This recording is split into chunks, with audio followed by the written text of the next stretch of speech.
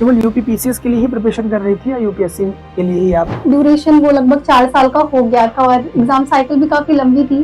तो पेशेंस बहुत इंपॉर्टेंट है और अपने ऊपर फेथ रखना चाहिए कि अल्टीमेटली सिलेक्शन हो ही जाता है। हमें बताइए कि कैसे प्रीलिम्स और मेंस को, जैसे बहुत सारे स्टूडेंट होते हैं, जैसे अगर हम बैच भी लॉन्च करते हैं ना तो कहते हैं कि सर प्रीलिम्स की बैच मुझे मिल जाएगी क्या, मुझे मेंस की बैच मिल जाएगी क्या? तो क्या सच में ये पॉसिबल है क्या कि प्रीलिम्स और मेंस को अलग अलग करके पढ़ा जा सकता है? क्या आपने भी ऐसा किया था? सर जब हम प्रिपरेशन करते हैं तो हमें ऐसा लगता है कि प्रीलिम्स बहुत बड़ा बैरियर है, बट एक्चुअल बैरियर मेंस होता है। जब वो आता है तब हमें समझ आता है। स्टडी IQ पीसेस, आपका सिलेक्शन हमारा मिशन। नमस्कार आप सभी को, यूपीपीसीएस स्टडी IQ पे आप सभी का स्वागत है। आज आप सभी के साथ हैं प्रतीक्षा Mishra ji, rank 149, assistant commissioner मिला है आपको। Yes sir, commercial tax. स्वागत है आपका, बहुत बहुत शुभकामना, आपको चयनित हो गई हैं आप। और आप हमारे व्यूअर्स को बताइए कि आपकी स्कूलिंग से लेकर के इस पूरे तैयारी तक का सफर कैसा रहा? अपने आपके माता पिता के बारे में बताइए, भाई बहन कितने हैं और कैसे आपको एक एटमॉस्फेयर मिला घर में और किस तरह से आप इस सफलता तक पहुंची हैं? कितना टाइम लगा इसमें? सर मेरी स्कूलिंग महाप्रभु पब्लिक स्कूल से हुई है, प्रयागराज से ही। और मैंने ग्रेजुएशन BSc किया है जूलॉजी बॉटनी केमिस्ट्री में इलाहाबाद यूनिवर्सिटी से। ओके। और प्रिपरेशन मैंने 2022 में शुरू की थी और ये मेरा दूसरा प्रयास था पीसीएस में। केवल यूपीपीसीएस के लिए ही प्रिपरेशन कर रही थी या यूपीएससी के लिए ही आप? सर प्रिपरेशन यूपीएससी के लिए भी थी और ये सेकंड अटेम्प्ट था पीसीएस में। ओके, और आगे? सर प्रिपरेशन का मुझे जो लगा कि ड्यूरेशन वो लगभग 4 साल का हो गया था और एग्जाम साइकिल भी काफी लंबी थी। तो पेशेंस बहुत इंपॉर्टेंट है और अपने ऊपर फेथ रखना चाहिए कि अल्टीमेटली सिलेक्शन हो ही जाता है। ग्रेजुएशन के बाद इस तैयारी तक का सफर कैसा रहा? क्या क्या किया आपने बीच में? सब बेसिक्स कवर करने के बाद, जो बेसिक्स बुक्स हैं उनके बाद मैंने कीवर्ड्स पर आंसर राइटिंग के लिए, डेटा, फैक्ट्स, इन सब पे काम किया था।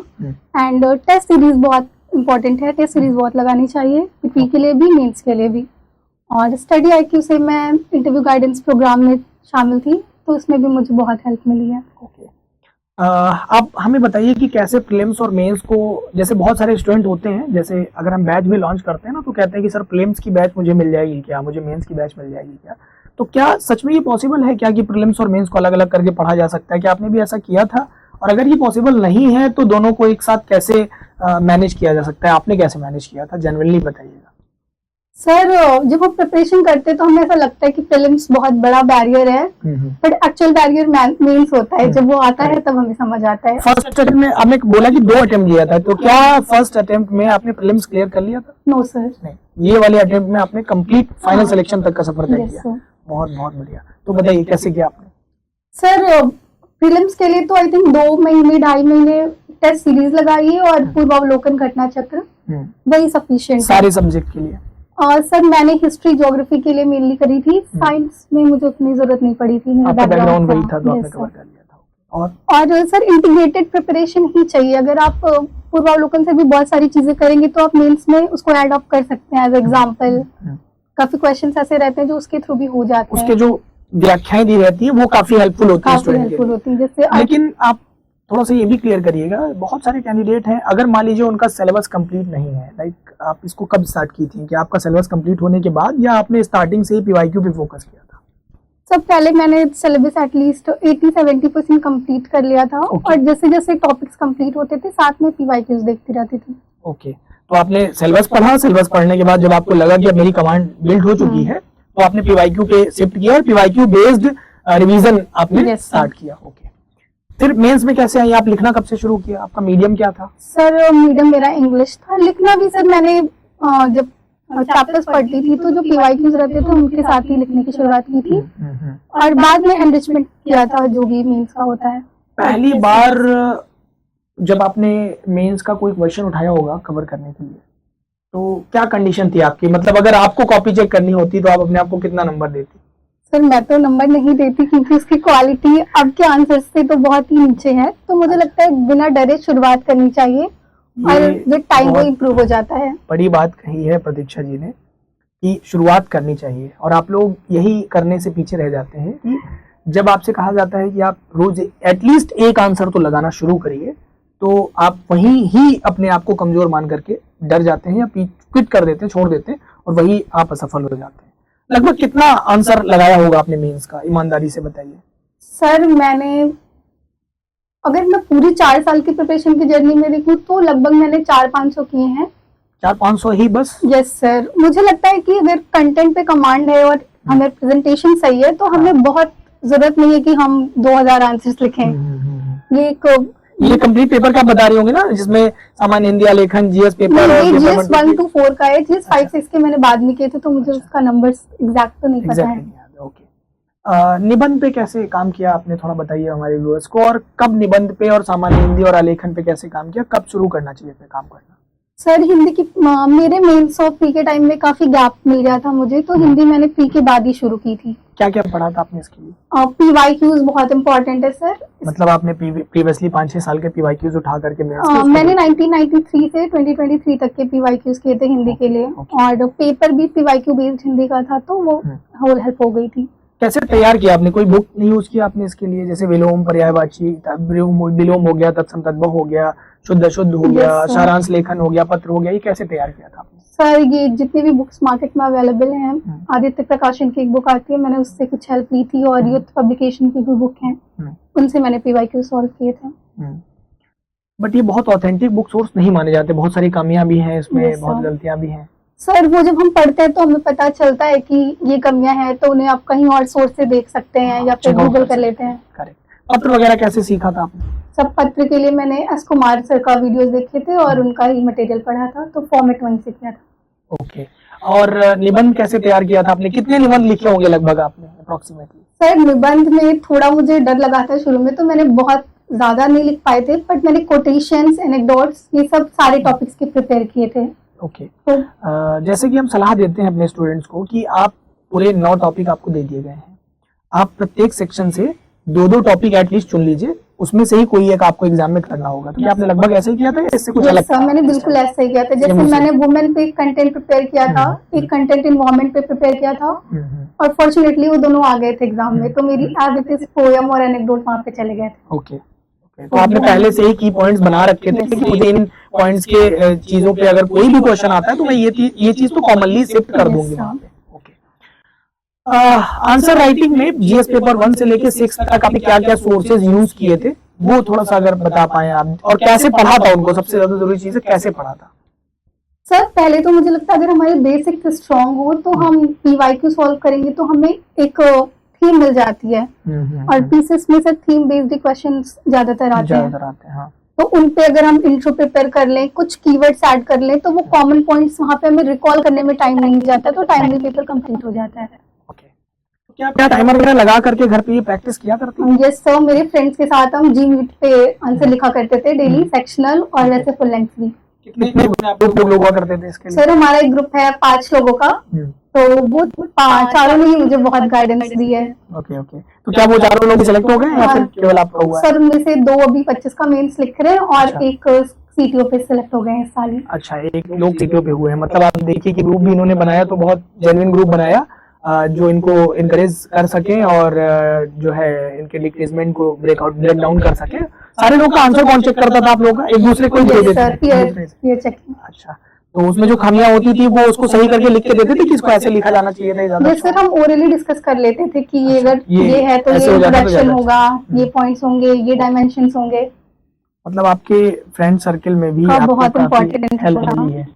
ओके, ये दोस्त आपके क्या स्कूलिंग एजुकेशन से जुड़े हुए हैं या फिर ग्रेजुएशन से या फिर बाद में कोचिंग संस्थान? सर ये मेंस के टाइम पर ही मेरे फ्रेंड्स बने थे। ओके, तो अपने दोस्तों को भी आप बहुत अच्छे से यूज कर सकते हैं। यूज करने का मतलब यहाँ पे हेल्प ले सकते हैं इस पूरी जर्नी में, और ये बहुत जरूरी है। मतलब अच्छा, कई बार ऐसा भी तो लगता रहा होगा आपको कि आपका मोरल डाउन हो गया है, अब आपको लग रहा होगा कि नहीं अब मुझे अब क्विट कर देना चाहिए, अब बहुत डाउन फील हो रहा है, या घर में भी कई बार सुना देते होंगे पेरेंट्स लोग, ऐसा हुआ है कई बार? तो उसको कैसे टैकल करती थी आप? हमेशा ऐसा होता था, बट अल्टीमेटली ये था कि करना तो है ही, तो उसको थोड़ा इग्नोर करके, रोके, बात करके खत्म कर लिया जाता था। पेरेंट्स वगैरह ने कभी डांटा कि इतना टाइम हो गया? सर उन्हें यकीन तो था कि हो जाएगा, बाकी टाइम के लिए वो कहते थे कि हाँ टाइम लग रहा है, बट उन्हें यकीन था कि हो जाएगा सिलेक्शन। आपको नहीं लगता कि ये जो 3-4 साल 5 साल आपने दिए, ये एक प्रोसेस है, इतना टाइम लग जाएगा, यस सर। आप इसको कम नहीं कर सकते, ये इस पूरी तैयारी की डिमांड ही है कि आपको Yes, 4-5 sir. साल देने पड़ेंगे। एक महिला का जब सिलेक्शन होता है ना, तो केवल वो नहीं सिलेक्ट होती है, वो कई लोगों को ये बताती है कि अगर आप भी अपनी बेटी पर थोड़ा सा इन्वेस्ट करें और उसको थोड़ा सा ट्रीट करें इस तरह से कि वो समाज का एक अहम अंग बने, तो वो बन सकती है। तो इसके बारे में आप, जो ऐसे लोग आपको देख रहे होंगे जो अपनी बेटी को शायद उतनी खुली छूट नहीं दे पा रहे होंगे या अनावश्यक प्रेशर डाल रहे होंगे, जो नहीं डालना चाहिए, पढ़ाई से रोकना, घर के कामों में जबरदस्ती का फंसा के रखना या विवाह का प्रेशर होना है किसी प्रकार का, उनको आप क्या सलाह देना चाहेंगे? सर मुझे लगता है अगर हम इस दुनिया में आए हैं तो ये हमारा अधिकार है कि हम कुछ करें, देश के लिए भी, अपने लिए भी, अपने समाज के लिए भी।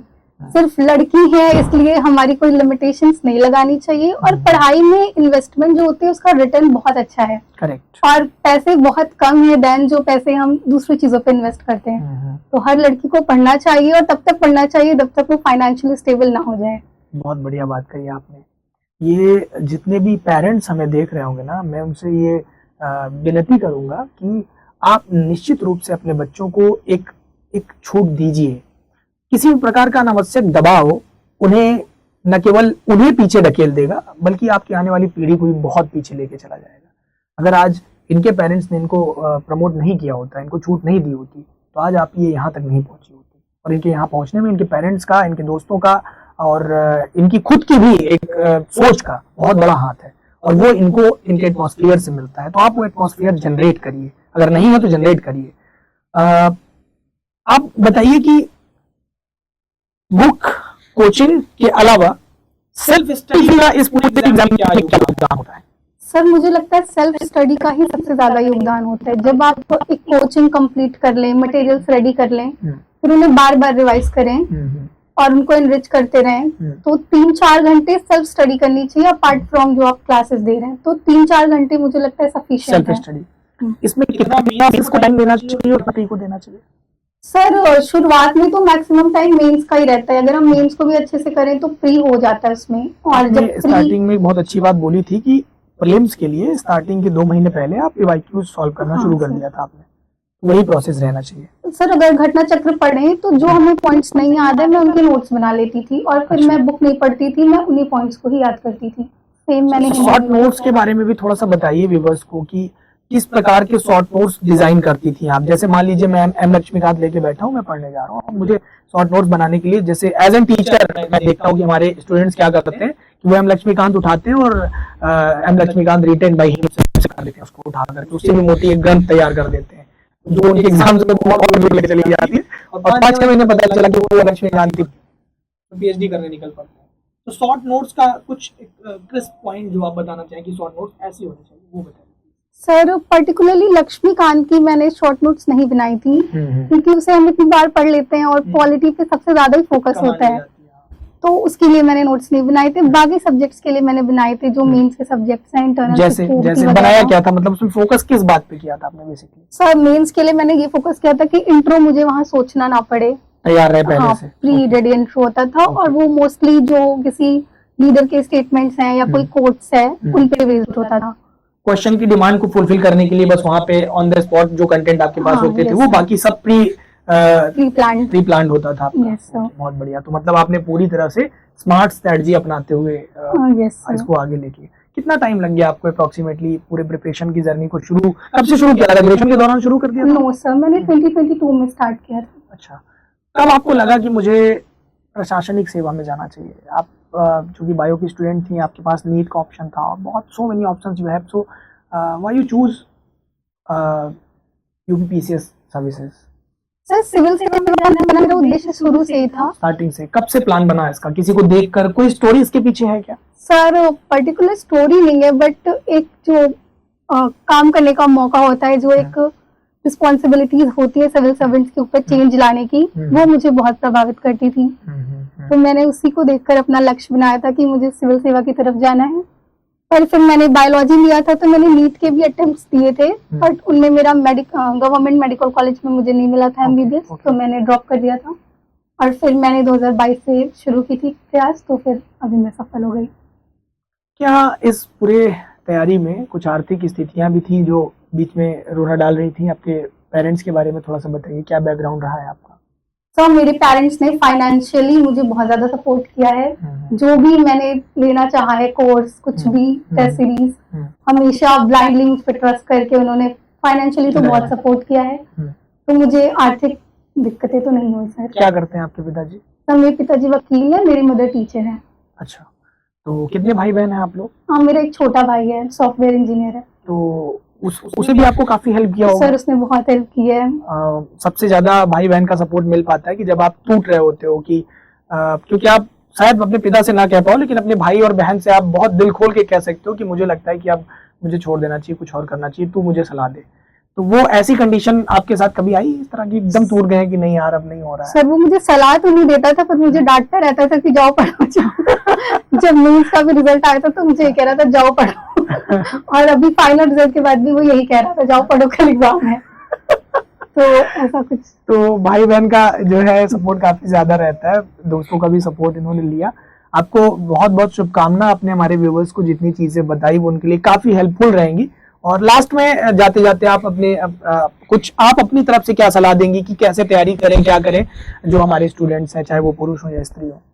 मैं ये कहूंगी कि आप अपने आप पर विश्वास रखें, अपनी स्ट्रेटेजी फॉलो करें। मैंने क्या बताया, किसी और टॉपर ने क्या बताया, वो शायद आपको हेल्प ना करे, और आप जो प्रोसेस फॉलो कर रहे हैं उसी से आपका सिलेक्शन हो जाएगा। और अगर आप लगे रहेंगे तो आप जरूर सफल हो जाएंगे। स्टडी IQ परिवार का क्या क्या योगदान आपने लिया पूरे इस सफलता में? सर मैं स्टडी IQ के चैनल को यूट्यूब पे करंट अफेयर्स के लिए रेगुलरली फॉलो करती थी, और मैंने इंटरव्यू गाइडेंस प्रोग्राम भी यहीं से किया था। हम लोग के जो मैराथन क्लासेस वगैरह होते थे वो सब भी कभी विजिट ये सब प्री के टाइम्स मैंने देखे हैं, और हिस्ट्री की NCERT की क्लासेस भी मैंने देखी हैं। अच्छा, ओके, बहुत बहुत धन्यवाद आपका और आपको शुभकामना। और प्रयागराज का भी नाम आपने रोशन किया है। प्रयागराज से भी बहुत सारे बच्चे सफल हुए हैं, और दोबारा इस धरती ने साबित कर दिया है कि अगर आप यहाँ पर है तो ये आपको सफलता देगी, बशर्ते आपको मेहनत करना पड़ेगा और सफलता का एक मूल्य चुकाना पड़ता है।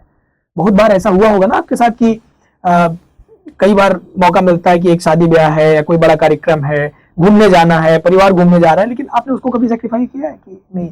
ये सब कुछ जगहों पे मैंने सेक्रीफाइस किया है, परिवार के लिए नहीं, पर बाकी जो रिलेटिव्स थे और उधर मैं नहीं ज्यादा इन्वॉल्व होती थी। सोशल मीडिया से मैंने कट ऑफ किया था। ये ज्यादा इंपॉर्टेंट क्वेश्चन था। आप थोड़ा सा बताइए कि सोशल मीडिया के इस भंवर जाल से कैसे बचे रहे हमारे व्यूअर्स, क्योंकि एक बार वो पढ़ने के दौरान अगर सोशल मीडिया के जाल में गए तो पूरा दिन कब निकल जाता है पता ही नहीं चलता। आप इससे कैसे बचती थी?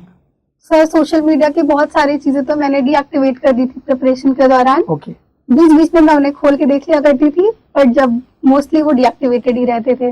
ओके। और प्रेशर आता था तो उसे हैंडल करने के लिए मेरे पास दोस्त थे, फैमिली थी, तो मुझे सोशल मीडिया की जरूरत नहीं पड़ी।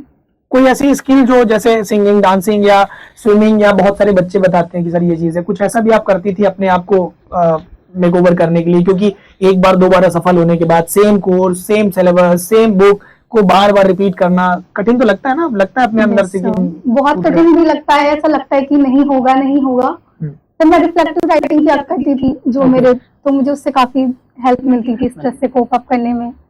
कुकिंग कर लिया करती थी। ओके। तो ये कुकिंग केवल अपने लिए करती थी, पूरे घर को आप खिलाती थी? तो सबके लिए कर लेती थी, ज्यादातर अपने लिए करती थी।